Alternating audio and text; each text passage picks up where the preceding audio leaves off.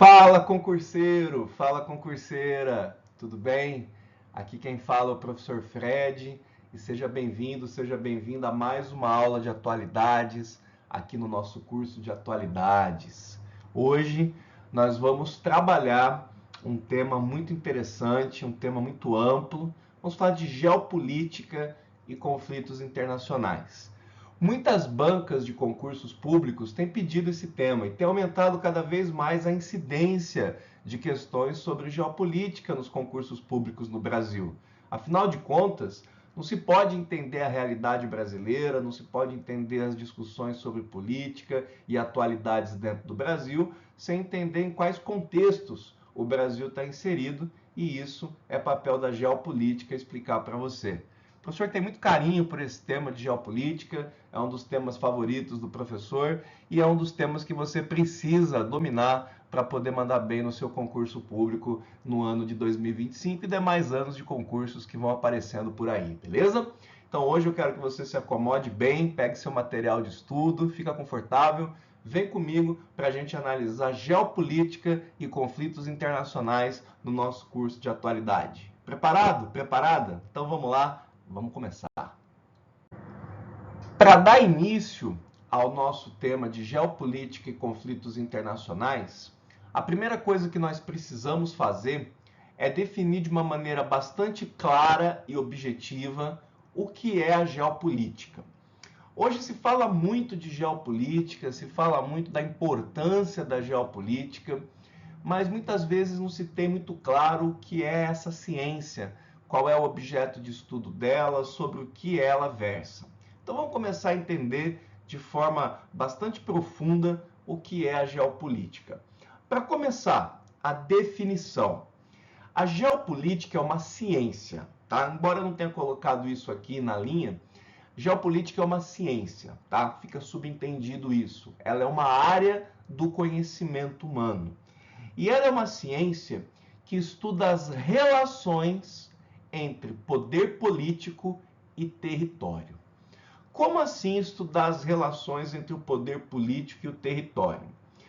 A geo, da geopolítica, o prefixo ali geo, significa geografia, significa espaço.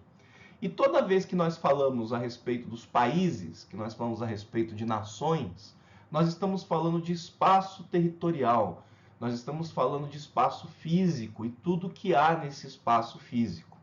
Por exemplo, quando nós falamos do Brasil, imediatamente já vem à nossa cabeça o mapa do Brasil, que é uma representação do espaço físico onde o nosso país está. E nesse espaço físico chamado Brasil, nós damos um nome a esse território chamado de Brasil, existe ali recursos naturais, existem ali recursos minerais, fontes de águas, fauna, flora e a população que habita ali. Então, a parte geográfica da geopolítica tem a ver com o território de um certo país ou dos mais diferentes países e os recursos naturais e humanos que existem dentro desse território. E a outra parte da definição de geopolítica é a questão do poder, ou seja, quem exerce controle sobre esses recursos e sobre essas populações que vivem naquele território. Então, quando a gente fala de geopolítica, nós estamos falando do exercício do poder, do exercício do controle dentro de um determinado território. Por isso, por exemplo, que guerras têm a ver com geopolítica. É a tentativa de um país de exercer poder, de exercer controle sobre um outro país, sobre um outro território. Por isso que questões ideológicas têm a ver com geopolítica. É a mesma tentativa de exercício de poder, de controle de um país sobre o outro. E a geopolítica, como eu coloquei aqui para você, é crucial, é essencial para compreender o cenário internacional atual. Não se pode, por exemplo, compreender adequadamente a posição de um país ou as posições políticas de um país sem entender em qual lugar ele se encontra nesse jogo da geopolítica. Eu sempre costumo dizer que a geopolítica é como se fosse um jogo de xadrez, aonde cada país está jogando com as peças que tem, cada país está jogando com os recursos que tem, para tentar influenciar de forma positiva, negativa, de forma pacífica, de forma bélica, um ou outro país. Isso é a geopolítica e por isso que ela é tão interessante. Ela muda muito rapidamente, jamais permanece estática. O segundo ponto que eu quero trabalhar com você é que jogam esse jogo da geopolítica hoje aproximadamente 193 países no mundo que são reconhecidos pela ONU. Claro que existem mais países que não são reconhecidos pela ONU, mas ser reconhecido pela ONU é parte importante da geopolítica, já que aqueles países que não são reconhecidos são países que não têm todas as características de um Estado-nação, ou não têm um governo, ou não são independentes, ou não são reconhecidos por outros países como sendo independentes, ou tem algum conflito envolvido. Então a ONU hoje reconhece 193 países. Então, para efeitos de raciocínio, nós podemos dizer que a geopolítica mundial hoje ela é pautada pela ação desses 193 países que a ONU reconhece. Professor, eu tenho uma dúvida aqui.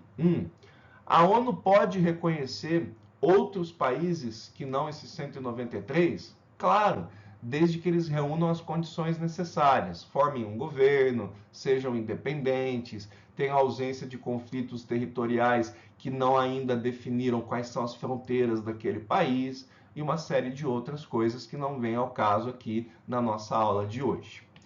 Esses países, os 193 e os outros que ainda também não são reconhecidos, eles se relacionam entre si. Por isso que uma outra forma de chamar a geopolítica é chamá-la de relações internacionais, que inclusive é um curso universitário, um curso de ensino superior. O professor aqui é formado também em relações internacionais, significando dizer que eu sou um analista de relações internacionais. Significa dizer que eu consigo compreender de forma profunda, e estou tentando passar um pouco dessa experiência para você, de como é que acontecem essas relações internacionais, ou seja, de como acontecem as relações entre os países. E como que elas acontecem, professor? Olha o que eu coloquei aqui, ó. Elas acontecem de forma dinâmica e complexa. O que significa dizer que as relações entre os países, dentro da geopolítica, dentro das relações internacionais, acontecem de forma dinâmica. Quer dizer que muda o tempo todo, é algo dinâmico, não é estático. A maneira como hoje acontece a relação entre dois países pode mudar rapidamente. Por exemplo, a China e os Estados Unidos. Hoje eles mantêm relações tensas, mas pode ser que em breve, poucos meses, haja acordos e essa relação seja amistosa. Vou dar um exemplo ainda mais atual. Nos últimos anos, Estados Unidos e Rússia têm tido relações bastante atritosas, bastante conflituosas. Só que no último mês houve uma melhora nessas relações por conta da relação pessoal entre Trump e Putin. Portanto, a relação entre os países muda constantemente, por isso ela é dinâmica. E por que complexa? Porque envolve diferentes temas. Por exemplo, os países se relacionam na área da economia, eles fazem comércio entre si, eles se relacionam em política, fazem acordos entre si e se relacionam culturalmente, onde principalmente a população dos mais diferentes países fazem intercâmbio, trocam, turistam um país, turistam outros. Por isso a gente tem uma situação dinâmica e complexa dentro das relações internacionais. E por fim, para intermediar essas relações, surgiu a chamada, anote isso, diplomacia. Professor, o que é a diplomacia? A diplomacia nada mais é do que uma maneira pacífica de manter as relações entre os países harmoniosa. Como assim, professor? Eu quero destacar isso para você. Quando a gente fala que é de forma pacífica, é porque a maneira mais comum que os países têm para superar suas diferenças, a maneira mais comum que os países desenvolveram para resolver os seus problemas é a guerra. Infelizmente, se você pegar desde os primórdios da civilização humana até os dias de hoje, quando um país tem atritos com o outro, quando um país tem problemas com o outro, a forma mais comum de resolver esses problemas foi a guerra e é a guerra. A diplomacia é uma maneira pacífica, é o oposto da guerra. É uma maneira nova, faz poucos séculos que a humanidade tem tentado resolver os seus problemas de forma diplomática. E dizer que nós vamos resolver os problemas de forma diplomática é a mesma coisa que dizer que nós vamos resolver os problemas de forma pacífica. Compreende? Daí a importância da diplomacia para a geopolítica atual. Quando você vê conflitos, nós vamos citar vários deles nessa aula, guerra da Ucrânia, conflitos no Oriente Médio, no Mar do Sul da China.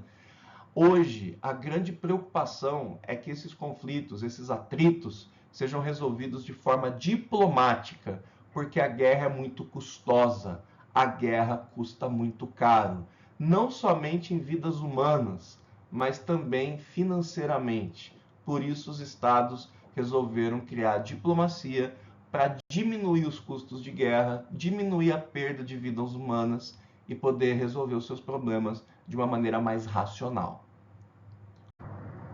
Quando nós falamos de geopolítica, é importante que você entenda qual momento geopolítico nós estamos vivendo hoje. A humanidade já passou por diferentes momentos geopolíticos, por diferentes contextos geopolíticos. Por exemplo, nós já passamos pela Guerra Fria, nós já passamos pela ordem do imperialismo britânico, nós já passamos pelo momento em que Portugal e Espanha eram as grandes potências geopolíticas. E hoje nós estamos vivendo um momento que a literatura acadêmica sobre as relações internacionais chama de nova ordem mundial. Isso não é teoria da conspiração, não tem nada a ver com coisas que nós vemos na internet, tem a ver com academicismo mesmo. Nós vivemos um atual momento político ou geopolítico chamado de nova ordem mundial. E a nova ordem mundial, ela existe há aproximadamente 34 anos, desde que a União Soviética se desfez e a Guerra Fria terminou ali no início dos anos 90. Portanto, faz poucas décadas que existe essa configuração de coisas no mundo que nós chamamos de nova ordem mundial. Eu trouxe aqui para você, que está se preparando para concursos públicos, 4 características importantes desse atual momento geopolítico que nós vivemos, desde lá do início dos anos 90 até agora, chamado de nova ordem mundial. Essas 4 características que eu trouxe aqui, que eu vou comentar com você, definem como funciona essa nova ordem e, de certa forma, define quais são as regras que estão em vigor na geopolítica internacional. Então vamos a elas, vamos conhecer esse contexto geopolítico, porque você só vai conseguir compreender as questões a respeito de geopolítica, e aqui eu me refiro às questões globais mesmo, aos problemas que a geopolítica apresenta no mundo, se você conhecer o contexto em que você está inserido. E eu pretendo fazer isso com você, mostrando essas 4 características. Vamos lá então? A primeira qual é?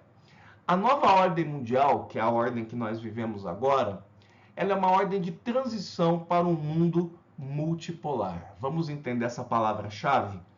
O que significa dizer que nós estamos em um mundo onde existe uma transição para uma multipolaridade, para um mundo multipolar? É o seguinte, durante a Guerra Fria, que era o momento geopolítico anterior ao atual, o mundo era bipolar, significando dizer que existiam apenas 2 países que eram considerados polos de poder no mundo todo, que eram os Estados Unidos e a União Soviética. Quando a União Soviética se desfaz, quando há o fim do comunismo soviético ali no início dos anos 90, começa a aparecer novos países para tomar o lugar da União Soviética como polos de poder. E os Estados Unidos se manteve como grande centro de poder mundial. Então, hoje, na nova ordem mundial, nós temos um mundo que está caminhando para uma multipolaridade, ou seja, múltiplos polos de poder, vários países que são considerados grandes potências no mundo hoje. Eu tenho certeza que se eu pedir para você pensar em países que você considera grandes potências hoje, facilmente vai vir à sua mente Estados Unidos, Rússia, China, talvez a Alemanha, França, e é justamente disso que nós estamos falando. O mundo geopolítico atual é um mundo de multipolaridades, é um mundo onde vários países exercem poder sobre todo o planeta, daí tantos conflitos. A segunda característica marcante da nova ordem mundial nesses últimos 30 anos, é a ascensão da China como potência global. A China é um país milenar.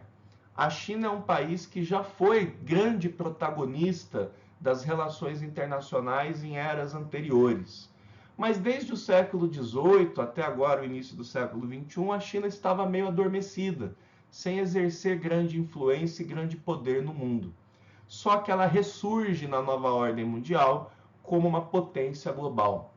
Hoje é inegável que a China se encontra no top 3 de grandes potências mundiais, ao lado de Rússia e de Estados Unidos. A China hoje tem a segunda maior economia do mundo, tem a maior produção industrial, é um país que está na vanguarda da tecnologia, principalmente no que diz respeito à produção de microchips, é um país que domina a inteligência artificial, ou seja, é um país que concorre de forma fortíssima com a antiga potência, mas ainda muito forte, os Estados Unidos, com Rússia e com outros países, como por exemplo os países europeus. Então, uma segunda característica dessa nova ordem é ter a China como uma potência global, uma novidade. O terceiro ponto que eu quero que você saiba, principalmente pensando aí para concursos públicos, é o ressurgimento da Rússia como potência regional. Uma potência ali na Eurásia, aonde ela fica, já que a Rússia é um país de maior território do mundo, ocupa espaço tanto na Europa quanto na Ásia. E quando eu falo de ressurgimento, é porque a Rússia fazia parte da União Soviética no momento geopolítico anterior, que era o momento da Guerra Fria.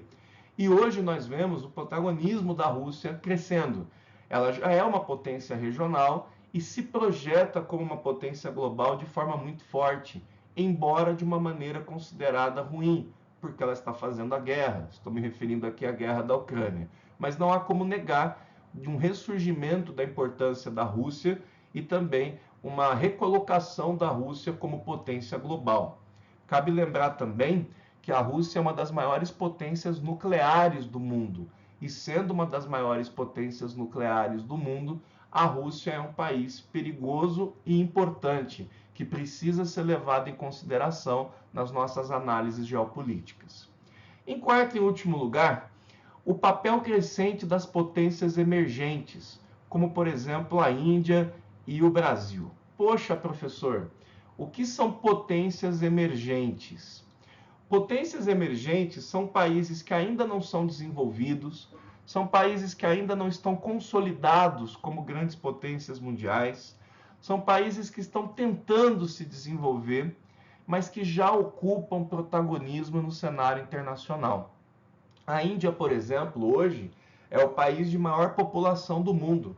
Ué, professor, não é a China? Não, nós já estamos em 2025, a Índia já ultrapassou a China como maior população mundial, com cerca de 1 bilhão e 400 milhões de habitantes.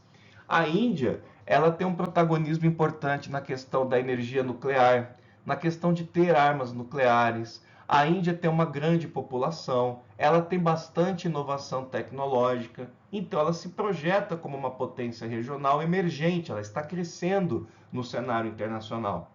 E talvez você esteja se perguntando, o Brasil tem uma importância global, professor? Claro, principalmente em dois quesitos, na verdade em três. O Brasil tem um meio ambiente muito complexo, porque é detentor principalmente da floresta amazônica. O Brasil tem fontes de água muito importantes, de água doce. O Brasil tem solos férteis e uma agricultura muito importante para o mundo. Então, o Brasil também se projeta na nova ordem mundial como uma potência emergente, um país que ainda tem muito espaço de poder para conquistar, frente aos outros países. Percebe? Essas 4 características contextualizam você sobre como é a geopolítica atual. E a partir dela a gente pode entender o que está acontecendo hoje em dia pelo mundo. Então vamos lá, vamos entender um pouquinho melhor esse contexto. Quando você compreende esse contexto todo que nós estamos trabalhando sobre como funciona a nova ordem mundial, é extremamente importante você ter em vista as chamadas organizações internacionais e alianças, que são muito cobradas em concursos públicos. O que são essas organizações internacionais e alianças? São as instituições da geopolítica internacional. São grupos, são instituições, são entidades que promovem a diplomacia no mundo, tentando resolver problemas específicos aqui e acolá, onde surgem atritos nas relações internacionais.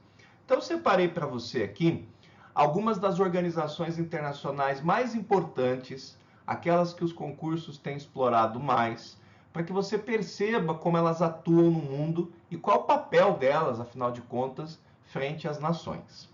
A primeira não poderia ser diferente, organização internacional que você precisa conhecer, é a ONU.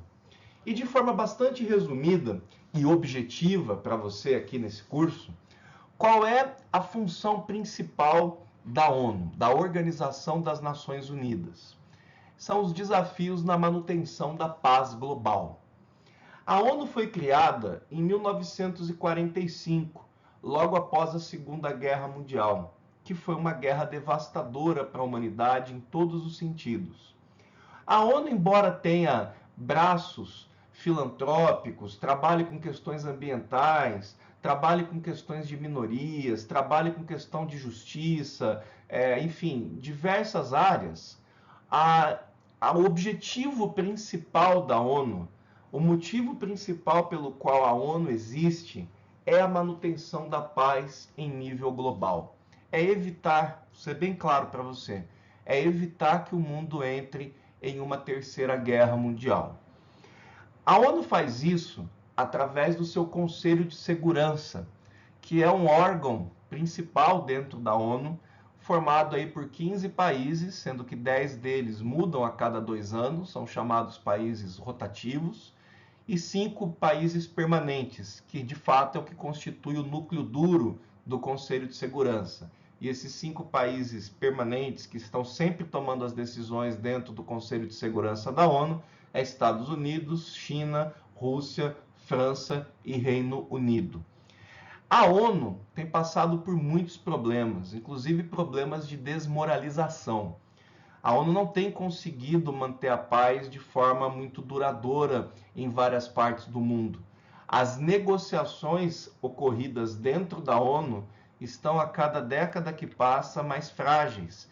E já existem países, por exemplo, que estão pleiteando mudanças dentro da ONU, mudanças dentro do Conselho de Segurança, para tornar a ONU mais eficiente, mais representativa. Por exemplo, existe um grupo de 4 países, chamado de G4, que se unem para tentar defender reformas no Conselho de Segurança da ONU e na própria ONU. É o caso de Brasil, Alemanha, Japão e Índia. O G4 diplomático aí, Brasil, Alemanha, Japão e Índia, pleiteiam, já há muitos anos mudanças significativas dentro da ONU, do Conselho de Segurança da ONU, para que ela tenha maior representatividade e consiga alcançar sua missão de manutenção da paz global. Então não tem como falar de organizações internacionais sem citar a ONU como uma das mais importantes dentro da geopolítica internacional. Um outro que está muito em voga hoje em dia, está aparecendo bastante em análise, é a OTAN. OTAN significa em português Organização do Tratado do Atlântico Norte e é uma organização militar, tá? Eu vou repetir. OTAN significa Organização do Tratado do Atlântico Norte e é uma aliança militar envolvendo Estados Unidos e diversos países europeus. A OTAN foi criada no auge, da Guerra Fria como uma aliança militar de proteção do Ocidente em relação à União Soviética. Só que hoje a OTAN tem outros objetivos dentro da nova ordem mundial. E esses objetivos são todos de proteção dos Estados Unidos e da Europa em relação aos interesses de países inimigos. Atualmente, em 2025, a grande tensão que a OTAN tem que enfrentar é a sua expansão e as tensões com a Rússia. A guerra da Ucrânia, que eu vou comentar com você ainda nesse vídeo um pouquinho mais adiante, tem a ver com o expansionismo da OTAN, ou seja, a tentativa da OTAN de ter mais países adentrando ao seu clube militar e a Rússia querendo impedir que essa expansão ocorra. Então a OTAN é uma importante aliança militar dentro dessa nova ordem mundial. Uma outra que também é frequentemente cobrada em concursos e você precisa conhecer é o BRICS. O BRICS é um acrônimo aqui em relação aos nomes dos países fundadores desse grupo. B de Brasil, R de Rússia, I de Índia, C de China e S de África do Sul, só que em inglês, né? South Africa, ok? Então, BRICS é uma aliança econômica e política que envolve Brasil, Rússia, Índia, China e África do Sul como países fundadores lá em 2009, tá? Mas que recentemente teve uma ampliação. Vários outros países aderiram ao BRICS recentemente no início aí de 2025 com decisões tomadas em 2024. É o caso de Irã, Etiópia, Arábia Saudita, que se uniram a esses países para ampliar o BRICS. Muita gente tem chamado isso de BRICS Plus. O grande desafio aqui é entender qual é o papel do BRICS. Por ter Rússia e China, principalmente, dentro do seu grupo, o BRICS vê a sua influência crescer dentro da atual ordem mundial. Tanto que eles têm um banco chamado Banco do BRICS, que atualmente é presidido pela ex-presidente do Brasil, Dilma Rousseff, sabia disso? E a sede desse banco é em Xangai, na China. E o BRICS já cogitou, inclusive, criar uma moeda, né, do próprio grupo para contrafazer, para colocar um contrapeso à influência do dólar no mundo. Aliás, no momento em que converso isso com você, essa é uma das grandes questões da geopolítica internacional. De que forma o BRICS poderia ou não enfraquecer a economia dos Estados Unidos e alterar o padrão de coisas dentro da nova ordem mundial. É claro que eu estou apresentando para você aqui essas organizações internacionais. Valeria uma aula extra de cada um, caso a gente estivesse fazendo um curso específico de geopolítica, não é? Mas aqui é para você ter noção de como os concursos podem cobrar essas informações de vocês em textos e coisas do gênero. Então o BRICS é bastante importante no que diz respeito, né, a organizações internacionais. E nós temos também outras organizações regionais importantes, principalmente os chamados blocos econômicos. Por exemplo, a União Europeia, o Mercosul e a União Africana. Aqui são 3 exemplos de blocos econômicos, de alianças econômicas feitas entre países para que eles possam ter uma competitividade maior no cenário econômico internacional. No caso aqui, o bloco econômico mais complexo que existe no mundo é a União Europeia, porque além de uma aliança econômica, a União Europeia também tem uma aliança política entre os seus países, funcionando na prática a União Europeia como um país só. Tanto que você vê em reuniões como, por exemplo, o G20, que é outra organização internacional importante, a União Europeia sendo contabilizada apenas como uma região, como se fosse um país. Quando se estuda geopolítica, se leva em consideração esses laços políticos feitos entre os países da União Europeia, entre os 27 países da União Europeia, formando praticamente um país só, um bloco único. Todas essas organizações internacionais que eu citei e alianças são importantes para a geopolítica mundial e dá o tom dos acordos, dos atritos, de tudo aquilo que acontece para o funcionamento, tá, da geopolítica internacional. Uma vez que você tenha compreendido, né, todo esse contexto geopolítico, está na hora de apresentar para você quais são as principais tensões e conflitos geopolíticos da atualidade. É claro que a nossa proposta aqui não é esgotar o assunto, senão a gente teria que ter uma aula de cada um dos conflitos, o que demandaria muito tempo e não é o objetivo do nosso curso, que é um curso preparatório para concursos públicos. Nenhum concurso público vai pedir de você detalhes muito cruciais de cada um dos conflitos que nós vamos estudar, mas que você entenda o todo, que você entenda o porquê esses conflitos existem e como eles estão em andamento. E é justamente isso que eu vou fazer. Eu separei os principais aqui para você. O primeiro deles não podia deixar de ser a guerra na Ucrânia. A guerra envolvendo a Rússia e a Ucrânia, uma guerra que já completou 3 anos aí, né, no cenário internacional, agora em 2025, e ela tem a ver com disputas territoriais, expansão militar e recursos estratégicos. O que eu posso comentar para você de forma bastante objetiva e eficiente para os seus estudos? A Rússia invadiu a Ucrânia para impedir que a Ucrânia se juntasse à OTAN, que você viu agora há pouco no nosso vídeo. A Ucrânia, ela é um território estratégico para a Rússia, porque ela serve como um escudo entre a Rússia e os demais países da Europa que pertencem à OTAN. Em 2014, quando a Ucrânia manifestou o interesse em participar da OTAN, isso fez com que a Rússia de Vladimir Putin se sentisse ameaçada com essa expansão da OTAN e começasse uma invasão territorial, principalmente ali no leste da Ucrânia e no sul do país, para tentar impedir que esse país se filiasse à OTAN e para também impedir que as fronteiras com a Rússia ficassem expostas. Hoje, a guerra está na iminência de talvez um acordo, já que Donald Trump voltou ao poder nos Estados Unidos e tem tentado resolver em acordos paralelos aí com o Putin alguma solução. Com certeza essa solução vai tirar partes do território da Ucrânia em detrimento à Rússia, já que a Rússia não aceita de forma nenhuma que a Ucrânia entre na OTAN e se torne uma ameaça para a sua segurança nacional e para a segurança das suas fronteiras. É interessante também você entender que a Rússia é um país importante em termos de recursos estratégicos, é um dos maiores produtores de petróleo e de gás do mundo.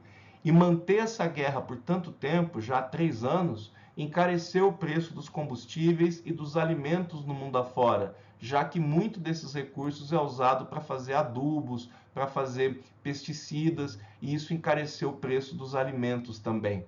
A guerra da Ucrânia precisa terminar para ter uma normalização da economia mundial. Um outro conflito importante são as tensões no Mar do Sul da China, envolvendo questões territoriais entre China e Taiwan. Taiwan é uma pequena ilha que fica ao lado da China e que tem uma origem muito controversa lá no ano de 1949, quando houve a Revolução Comunista Chinesa. Do ponto de vista cultural, do ponto de vista étnico, né, Taiwan é uma parte da China. Os taiwaneses nada mais são do que chineses que migraram para aquela ilha, chamada Ilha de Formosa, e fundaram uma China capitalista, chamada de Taiwan. Hoje, o governo do Partido Comunista da China alega que Taiwan é um estado chinês, é parte do território chinês, e vive fazendo ameaças para anexar Taiwan de volta à China.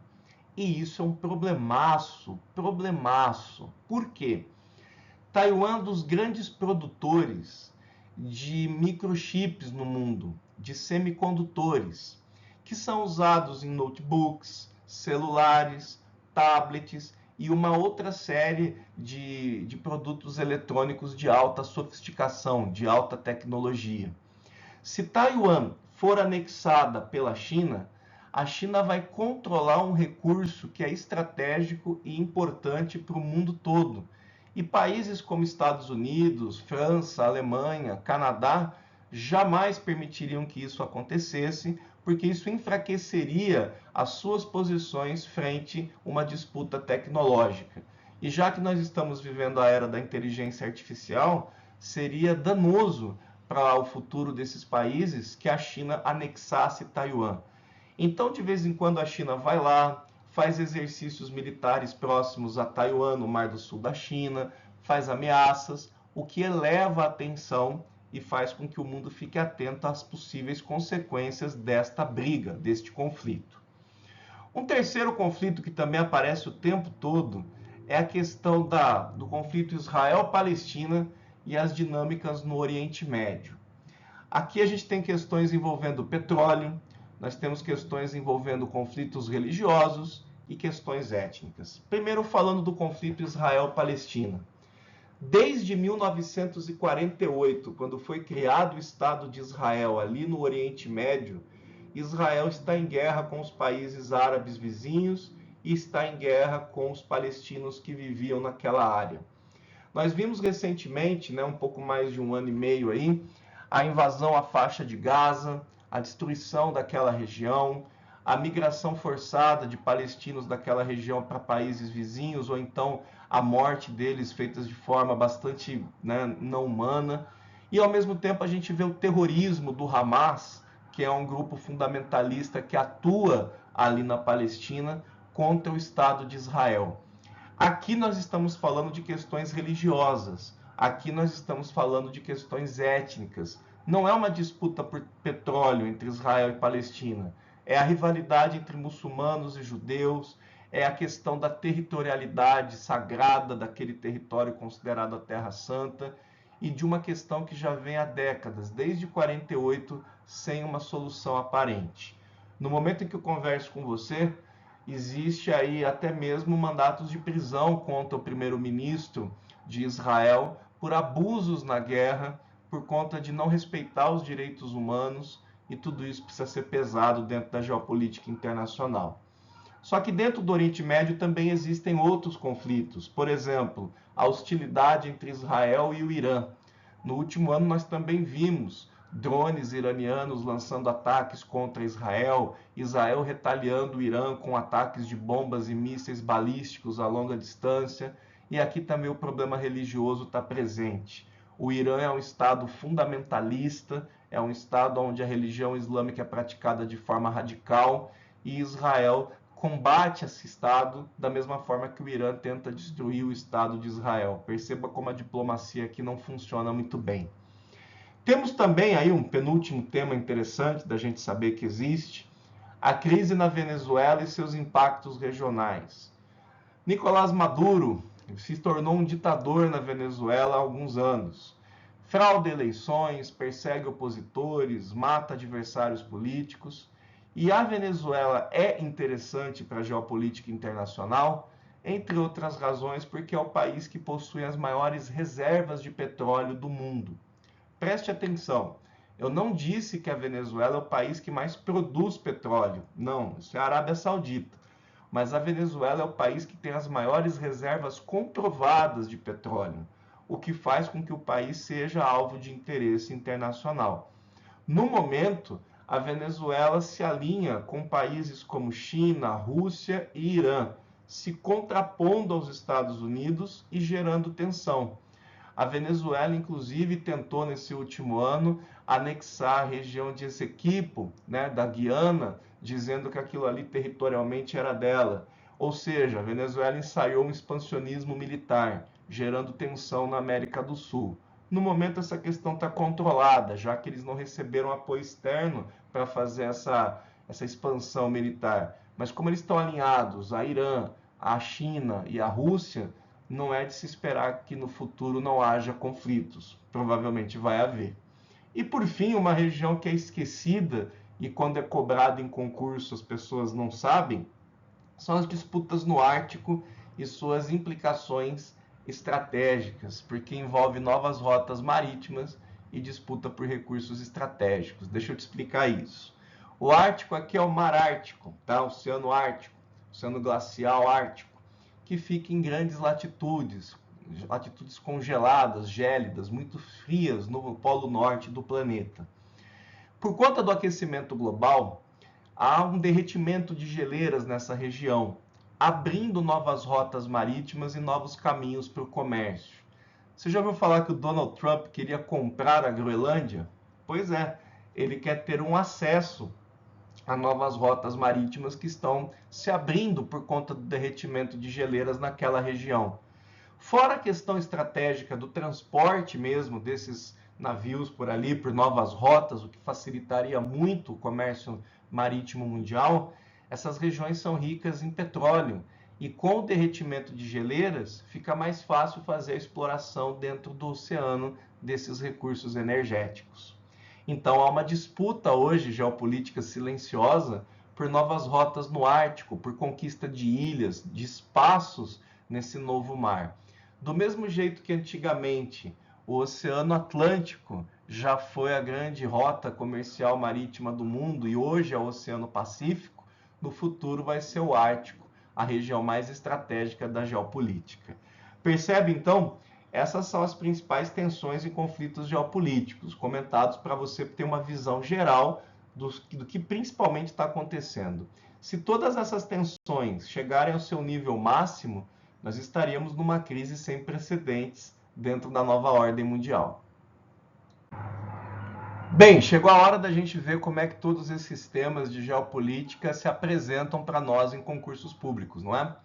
Eu trouxe aqui uma questão fresquinha agora de 2025 da banca CESP-Sebrasp, tá?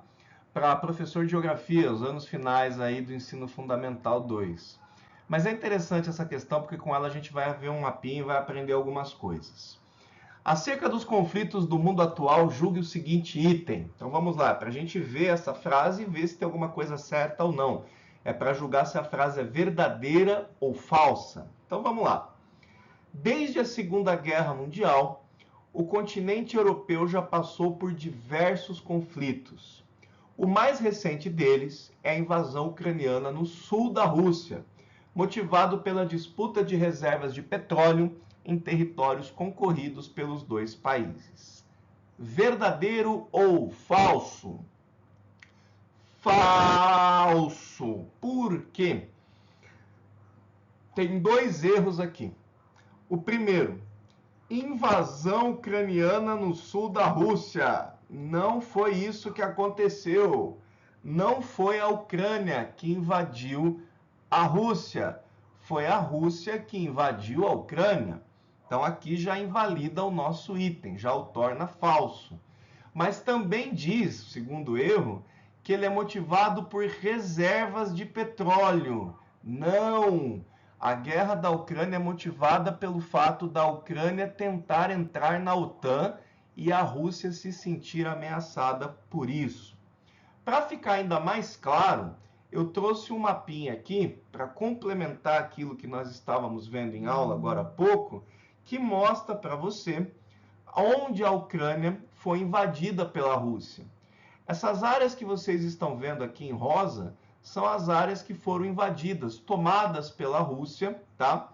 Incluindo a Crimeia, que é uma ilha aqui ao sul da Rússia, perdão, ao sul da Ucrânia, desde 2014 ocupada pela Rússia, e toda essa parte leste aqui, ó, do território ucraniano que foi ocupado. Então, um erro crasso aqui da banca Sebrasp, né?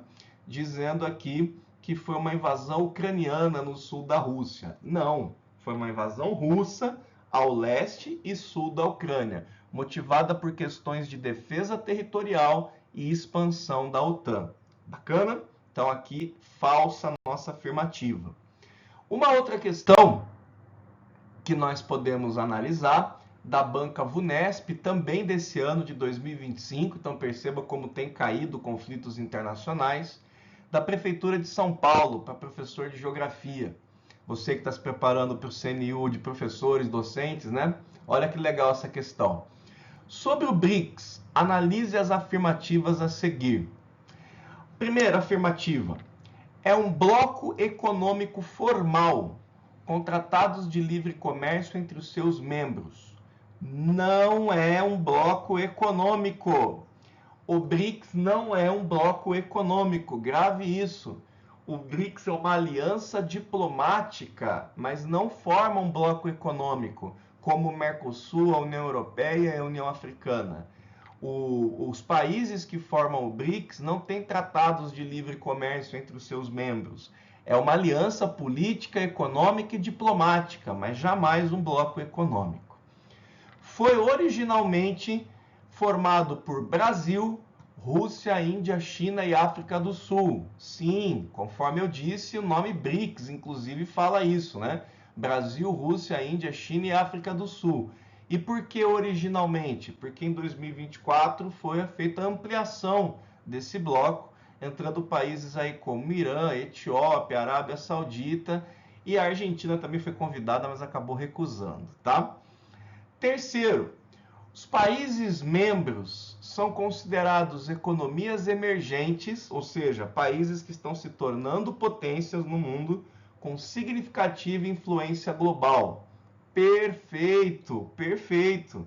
Os países membros do BRICS são sim considerados economias emergentes com significativa influência global. E por fim, o grupo busca reformas em instituições financeiras internacionais, como o FMI e o Banco Mundial. Não, o grupo não tem relações com o FMI e Banco Mundial. Aliás, como eu disse para você na aula, o BRICS tem um próprio banco, Banco do BRICS, também chamado de Novo Banco do Desenvolvimento, que eu falei, é presidido inclusive pela ex-presidente do Brasil, Dilma Rousseff. Portanto, estão corretas 2 e 3, ficamos com a letra B, viu? BRICS cai bastante também aí em concursos públicos, além dos conflitos internacionais. Espero que você tenha gostado dessa aula, boa revisão, bons estudos, e eu te vejo no próximo módulo. Até lá!